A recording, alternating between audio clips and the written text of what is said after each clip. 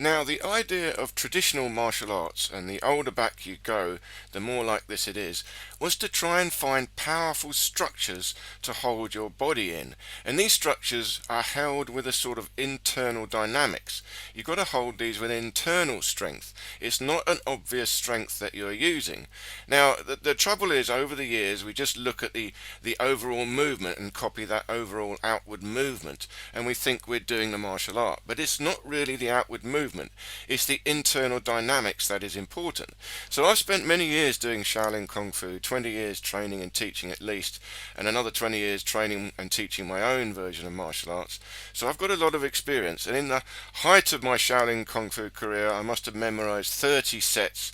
And these were not short sets, 100 moves, 200 moves, 300 moves, and the longest set was 400 moves. It was so long, if I didn't practice every day, I'd forget it and have to go back to the notes.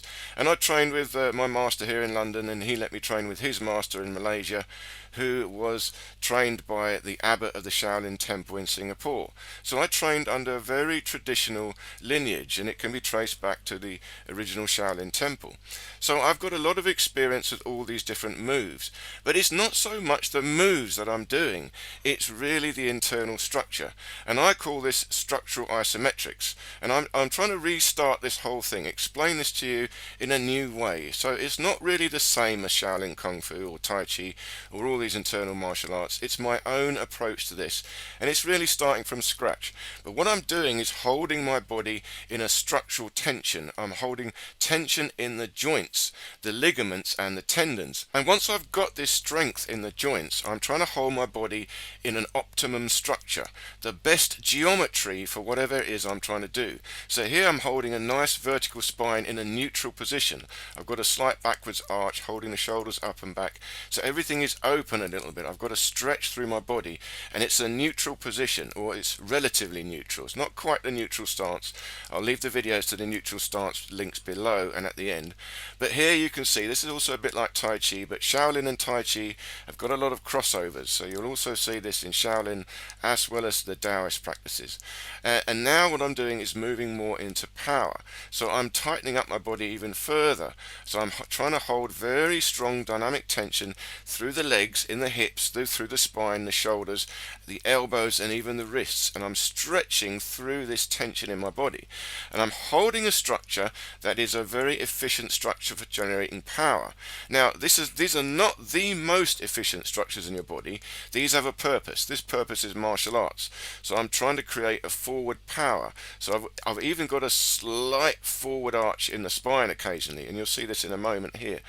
So it's a different type of structure. There's a different purpose to the body. So the optimum structure is always the neutral position, a neutral stance, everything just in its most relaxed position. And here, but the purpose of these postures is greater power. So I'm twisting and locking up my body tighter and tighter and tighter. And this is praying mantis. Now, praying mantis is very interesting because you curled your wrists up very tight. And you can, I don't know if you can see this, but you've got to see I'm holding tension through my belly, through the hips, the shoulders, and I'm spring loading my whole body. See, I'm pulling and pushing from the core and stretching outwards. So it's not about exactly what I'm doing, it's about the internal power. I'm trying to hold strength in my tendons, in the ligaments, and stretch and bounce around. And the mantis is very, very tight. It's very, very powerful, short, sharp movements. So you require even that twist up of the wrist and the fingers. It tightens up the forearm to its maximum tension.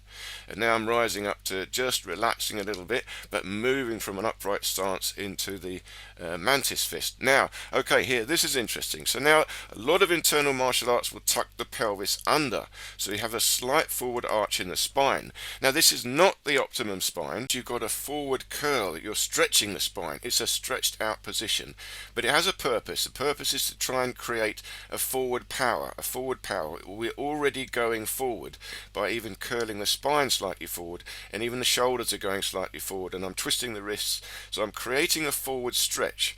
Now, you need to know what you're doing if you do this, because you don't really want to hang around in this position. You want the nice backwards arch. You want a neutral spine. This is a dynamic position, but I'm also pulling backwards against it. So this is important. The further I move away from the neutral spine, the greater the tension I have to pull back towards that neutral spine. Okay, I hope this made sense. Check out these other videos here, and I look forward to seeing you in the next video.